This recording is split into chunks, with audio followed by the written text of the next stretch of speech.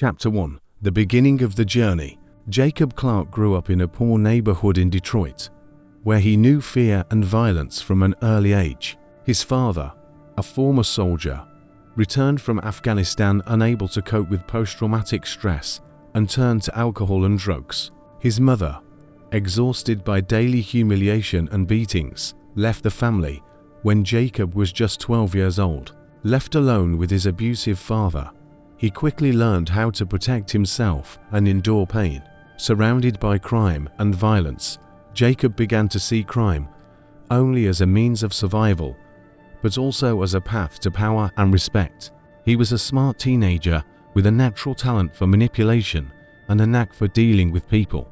By the age of 15, he was already known in his neighborhood as the boy you better not cross. Chapter 2.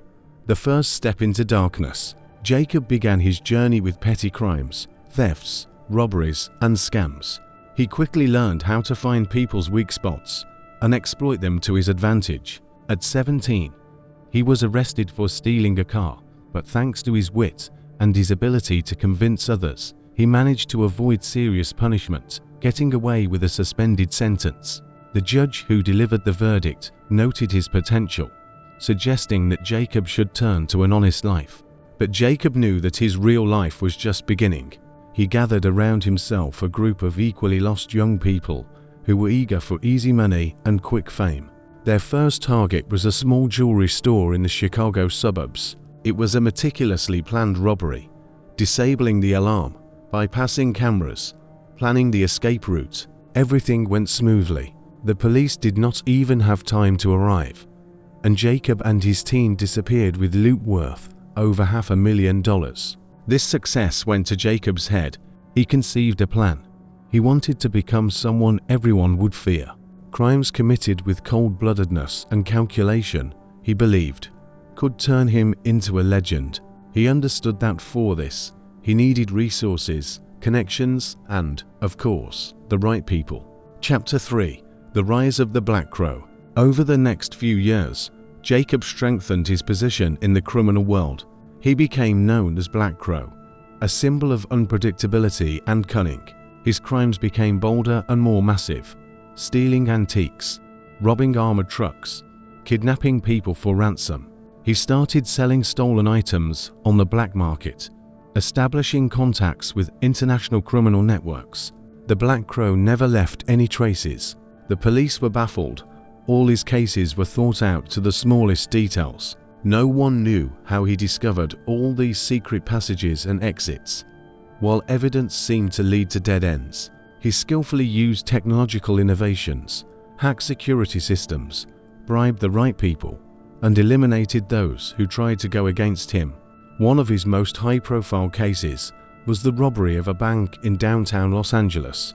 Using fake documents, careful planning, and flawless team coordination, they managed to break into the vault system and steal over $30 million without leaving a single trace. Surveillance camera footage showed only dark silhouettes and unknown faces.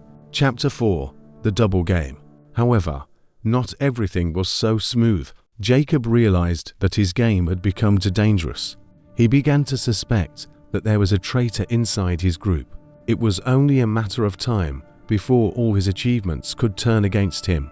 He began to act even more cautiously and covertly, eliminating anyone who could pose even the slightest threat. Secretly, he began establishing contacts with the FBI. Yes, he became a double agent, playing on both sides.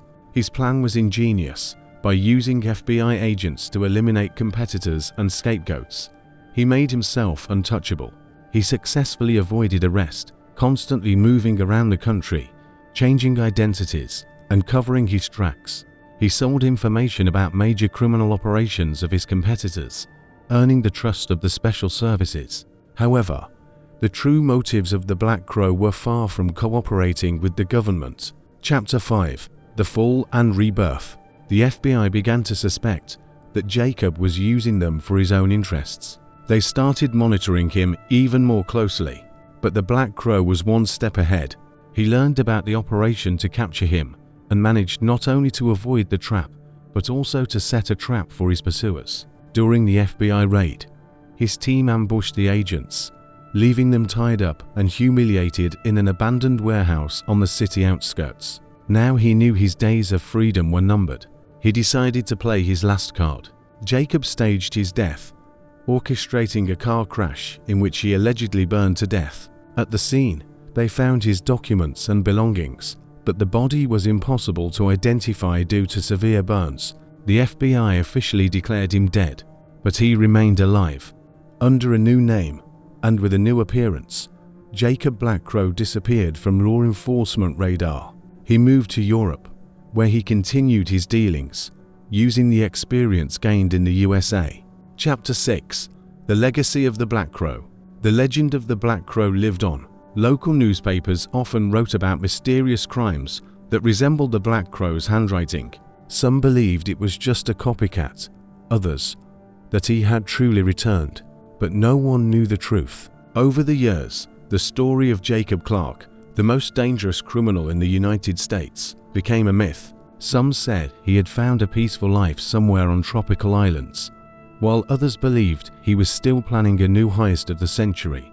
Whatever the case, the name of Jacob Blackcrow Clarke remained forever in criminal history as one of the most mysterious and terrifying.